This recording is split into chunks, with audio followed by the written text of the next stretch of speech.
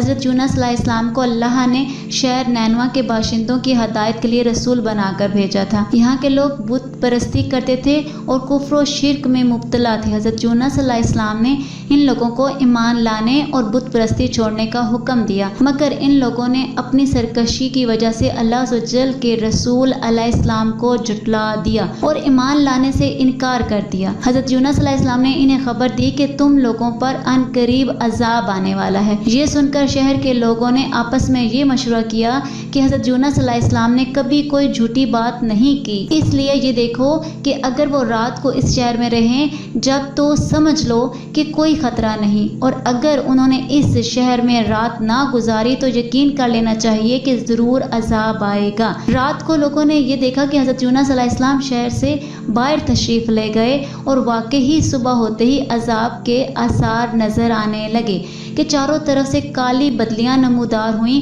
اور ہر طرف سے دھواں اٹھ کر شہر پر چھا گیا۔ یہ منظر دیکھ کر شہر کے باشندوں کو یقین ہو گیا کہ عذاب آنے والا ہی ہے، تو لوگوں کو حضرت یونس علیہ السلام کی تلاش اور جستجو ہوئی، مگر وہ دور دور تک کہیں نظر نہیں آئے۔ اب شہر والوں کو اور زیادہ خطرہ اور اندیشہ ہو گیا، چنانچہ شہر کے تمام لوگ خوف خدا سے ڈر کر کانپ اٹھے اور سب کے سب عورتوں، بچوں، بلکہ اپنے مویشیوں کو ساتھ لے کر اور پھٹے پرانے کپڑے پہن کر روتے ہوئے جنگل میں نکل گئے اور رو رو کر صدقے دل سے حضرت یونس علیہ السلام پر ایمان لانے کا اقرار اور اعلان کرنے لگے۔ شوہر بیوی سے اور مائیں بچوں سے الگ ہو کر سب کے سب استغفار میں مشغول ہو گئے، دربارے باری میں گر گرا کر رونا شروع کر دیا۔ جو مظالم آپس میں ہوئے تھے ایک دوسرے سے معاف کرانے لگے اور جتنی حق تلفیاں ہوئی تھی سب کی آپس میں معافی تلافی کرنے لگے۔ اگر سچی توبہ کر کے اللہ عز و جل سے یہ عہد کر لیا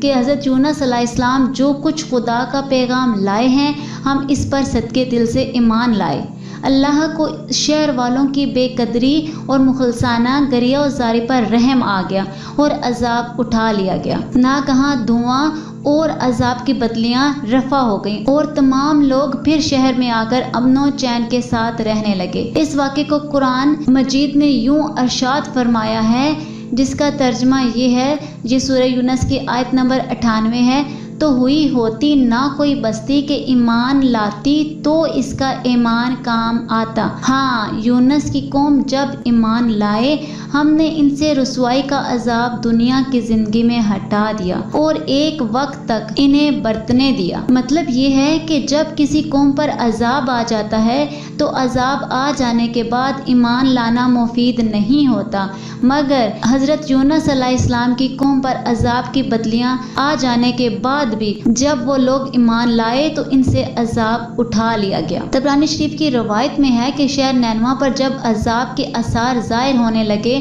اور حضرت یونس علیہ السلام باوجود تلاش اور جستجو کے لوگوں کو نہیں ملے تو شہر والے گھبرا کر اپنے ایک عالم کے پاس گئے جو صاحب ایمان اور شیخ وقت تھے اور ان سے فریاد کرنے لگے، تو انہوں نے حکم دیا کہ تم لوگ یہ وظیفہ پڑھ کر دعا مانگو، یعنی یا خیو ہینا لا خیا و یا خیو یحیی الموتى و یا خیو لا الہ الا انت۔ چنانچہ لوگوں نے یہ پڑھ کر دعا مانگی تو عذاب ٹل گیا، لیکن صاحب کرامت ولی حضرت فضیل بن ایاس علیہ رحمت اللہ کا قول ہے کہ شہر نینوا کا عذاب جس دعا کی برکت سے دفع ہوا وہ دعا یہ تھی کہ اللہم انا ذنوبنا قد عظمت و جلت و انت اعظم و اجل فافعل بنا ما انت آلہ ولا تفعل بنا ما نحن آلہ۔ بہرحال عذاب ٹل جانے کے بعد جب حضرت یونس علیہ السلام شہر کے قریب آئے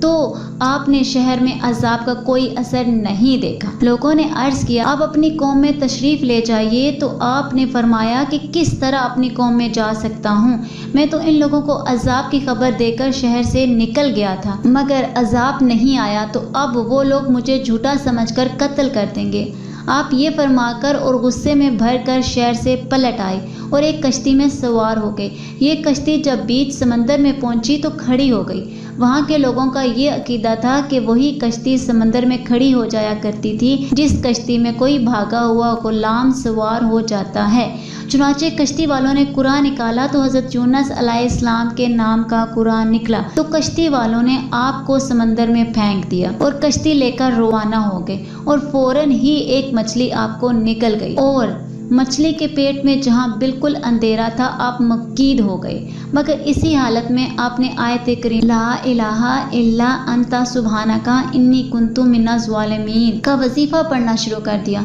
तो इसकी बरकत से अल्लाह ने आपको इस अंधेरी कोठरी से निजात दी और मछली ने किनारे पर आकर आपको उगल दिया। इस वक्त आप बहुत ही कमज़ोर हो चुके थे। खुदा अज़्ज़वजल की शान के उस जगह कद्दू की एक बेल उग गई और आप उसके साए में आराम करते रहे। फिर जब आप में कुछ तवानाई आ गई तो आप अपनी कौम में तशरीफ़ लाए और सब लोग इंतहाई मोहब्बत और एहतराम के साथ पेश आकर आप पर ईमान लाए। हज़रत यूनुस अलैहिस्सलाम की इस दर्दनाक सरगश्त को कुरान करीम ने इन लफ्ज़ों में बयान किया है जो कि सूरह अल-सफ़ात आयत नंबर 139 से 48 तक, जिसका तर्जुमा ये है, बेशक यूनुस पैगंबरों से हैं, जबकि भरी कश्ती की तरफ निकल गया तो कुरा डाला, फिर उसे मछली ने निगल लिया और अपने आप को मलामत करता था। तो अगर वो तस्बीह करने वाला ना होता, सिर्फ उसके पेट में रहता, जिस दिन तक लोग उठाए जाएंगे, फिर हमने उसे मैदान पर डाल दिया